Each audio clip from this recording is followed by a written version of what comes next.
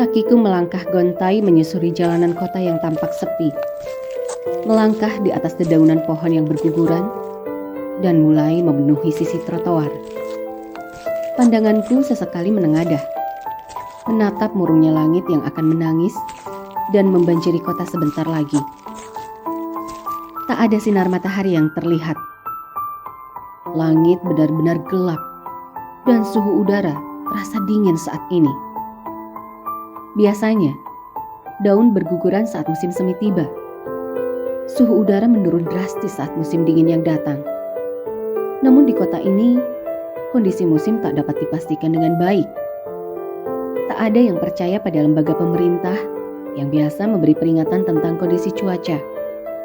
Aku mulai meragukan kinerja mereka ketika aku mulai merasakan tubuhku menggigil di malam hari dan tiba-tiba merasakan suhu udara yang terasa panas di pagi harinya. Pandanganku teralih pada rumah-rumah di sekelilingku. Halaman yang dahulu dipenuhi bunga yang bermekaran, kini dibiarkan tak terawat begitu saja.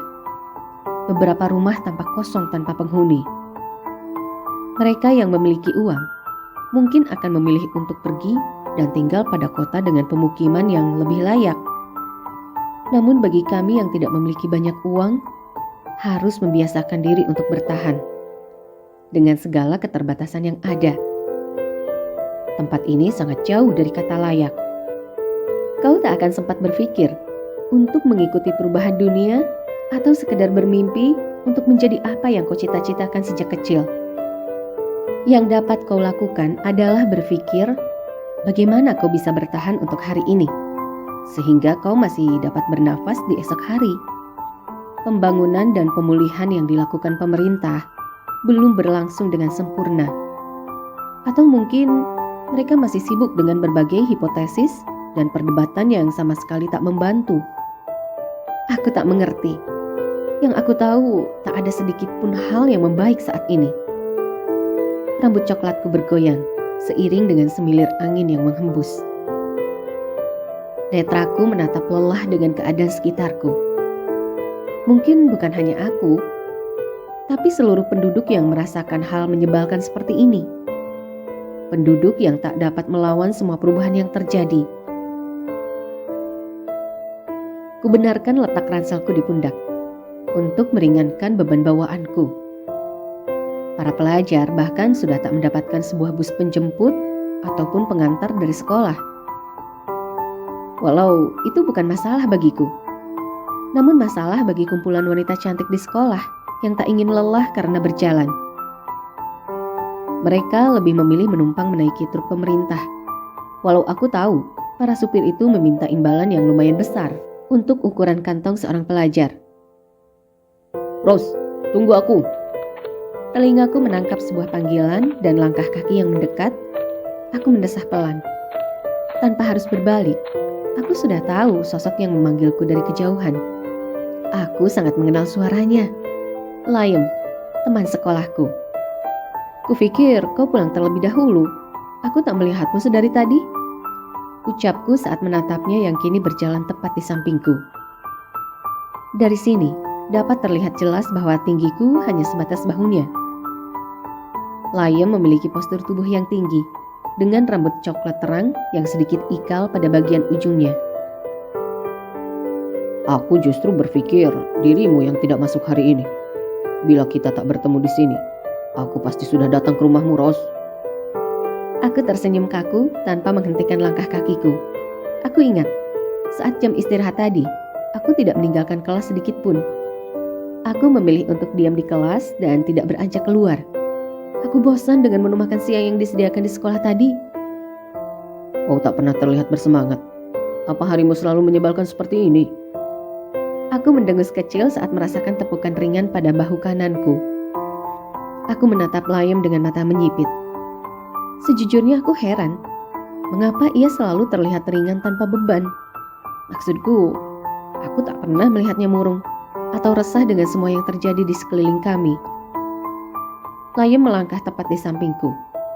Netraku menatapnya dengan sengit. Bukan salahku bila aku terlihat murung. Sebelum semua ini terjadi, hidupku terasa menyenangkan. Aku masih bisa tersenyum tanpa beban seperti biasanya. Namun situasi ini semakin buruk. Kebahagiaanku seakan menghilang saat anggota keluargaku berkurang satu demi satu. Rose Julian Kenneth, aku berbicara denganmu. Tegur menyadarkan aku dari lamunanku. Apa kau berpikir hariku akan menjadi lebih baik? Aku berangkat sekolah di pagi hari, kemudian belajar selama 6 jam, sekalipun aku tak tahu itu berguna untukku atau tidak. Dan kembali ke rumah, lalu tidur. Bagian terburuknya, aku harus mengulangi hal itu hampir setiap hari. Itu benar-benar membosankan, Layem. Keluhku, membuatnya tertawa kecil dengan menggelengkan kepalanya. Aku memalingkan pandanganku darinya, memandang pada sebuah rumah bercat putih yang kini tampak sepi tanpa seorang penghuni satupun. Aku tahu, itu rumah keluarga Ellen. Kemarin, aku masih melihat mereka berada di sana. Tapi rumah itu kini terlihat sepi. Bahkan beberapa pot bunga dan kursi terlihat jatuh tak beraturan. Ada apa dengan keluarga Ellen? Ellen dan keluarganya pindah ke Chicago. Bila itu yang sedari tadi kau pikirkan. Ujar Layem menyadari apa yang sedari tadi kufikirkan. Secepat itu? Aku berucap miris. Hanya tersisa rumahku dan Paman Daniel di blok ini. Kurasa lelaki itu juga akan pindah dari tempat ini. Setidaknya kau masih bisa bertemu denganku setiap hari kan? Apa yang lebih membahagiakan dari itu? Candanya. Seriously, hanya itu bagian terbaiknya. Aku mendengus dengan memutar bola mataku, sementara ia tertawa kecil. Dapat kulihat, ia menjalani semuanya tanpa beban. Aku menghembuskan nafasku, membuat kumpulan asap yang keluar dari mulutku mengepul di udara. Bila sudah seperti ini, aku dapat menebak bahwa nanti malam suhu udara akan menurun lagi. Malam nanti pasti sangat dingin. Tunggu, ada sebuah perubahan yang terjadi padamu hari ini. Aku berhenti melangkah, memandang dengan serius pada Layem yang berucap di sampingku. Kau tampak semakin cantik hari ini. Tidak, maksudku semakin cantik hari demi hari. Itu perubahannya. Aku memutar bola mataku dengan jengah. Ia selalu melakukan ini untuk membuatku tersenyum. Ini bukan caranya menggoda seorang perempuan. Ia hanya mencoba membuat hariku terasa lebih baik. Berhenti bertingkah idiot, Layem. Ujarku jengkel. Lihat, setidaknya kau tersenyum, Rose. Lidahku mendecak, mengabaikan tingkah aneh yang ia lakukan sebelumnya. Kami melanjutkan perjalanan kami dengan sesekali mengobrol ringan. Angin berhembus kencang menggoyangkan pepohonan di pinggir jalan, membuat beberapa daun kembali jatuh berguguran. Keadaan bumi memang semakin mengkhawatirkan. Iklimnya sangat mudah berubah, cuaca buruk, dan populasi penduduk bumi berkurang separuhnya. Bahkan karena hal itu, aku dan adikku kehilangan kedua orang tuaku. Ibu dan ayahku tak bisa bertahan saat musim dingin tiba. Suhu saat itu menurun drastis, dan orang tuaku mengalami hipotermia. Di umurku yang baru menginjak 18 tahun, aku harus hidup berdua dengan adik lelakiku yang masih berusia 13 tahun. Aku tak punya pilihan untuk menangis atau mengeluh. Satu-satunya hal yang masih dapat menjadi sumber kehidupanku dan adikku adalah uang bantuan dari pemerintah. Walau kuakui, uang itu tak akan cukup. Kadang Layem mengantar beberapa kebutuhan makanan bila persediaan makanan kami sudah habis. Rose, kau melamun lagi? Aku tersentak dari lamunanku, kemudian menoleh memandang Layem yang kini tengah menatapku dengan lekat. Ada apa? Apa yang kau pikirkan? Aku baik-baik saja, hanya berpikir tentang beberapa hal. Tak masalah. Kau akan mencari kayu bakar lagi? Aku menoleh memandangnya, kemudian mengangguk. Persediaan kayu bakar di rumahku menipis, dan kurasa nanti malam akan sangat dingin. Lebih baik aku mempersiapkannya dari sekarang. Ujarku dengan mengusap kedua bahuku. Perlu aku temani?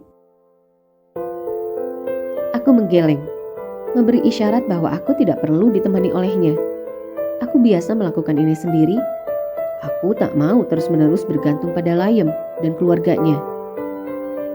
Sekalipun aku tahu bahwa aku butuh, namun hidup dengan ketergantungan merupakan hal yang aku hindari. Kalau begitu, aku duluan. Mungkin besok aku akan datang berkunjung ke rumahmu. Dan Mike, jaga dirimu, Rose. Aku mengangguk, kemudian berlalu memasuki hutan. Bermaksud mengambil beberapa ranting untuk membuat kayu bakar di rumah nanti. Beruntungnya, kami masih memiliki perapian di rumah kami. Walau hanya sebuah tungku tua yang menjadi satu-satunya penghangat yang ada di rumah. Penghangat ruangan di rumahku sudah tidak bekerja dengan baik. Dan aku juga belum memiliki cukup uang untuk membelinya. Mungkin bila ada sekalipun, uang itu akan kupakai untuk memenuhi kebutuhan harianku dan Mike. Kakiku melangkah memasuki hutan semakin dalam. Secara perlahan, rerumputan kecil yang sebelumnya kupijak mulai berganti dengan semak belukar liar yang tumbuh di hutan ini. Jemariku terulur untuk mengambil satu persatu ranting yang kurasa mudah untuk kubawa. Aku tak berharap dapat membawa kayu bakar yang banyak hari ini. Aku hanya berharap kayu bakar yang kubawa ke rumah dapat sedikit menghangatkan suhu tubuhku dan adikku. Tapi aku jauh lebih berharap bila semua ini dapat berakhir. Tak ada lagi suhu ekstrim. Tak ada lagi perubahan cuaca yang drastis dan tak ada lagi bencana alam yang terjadi tanpa adanya pertanda apapun. Aku hanya ingin semua ini berakhir.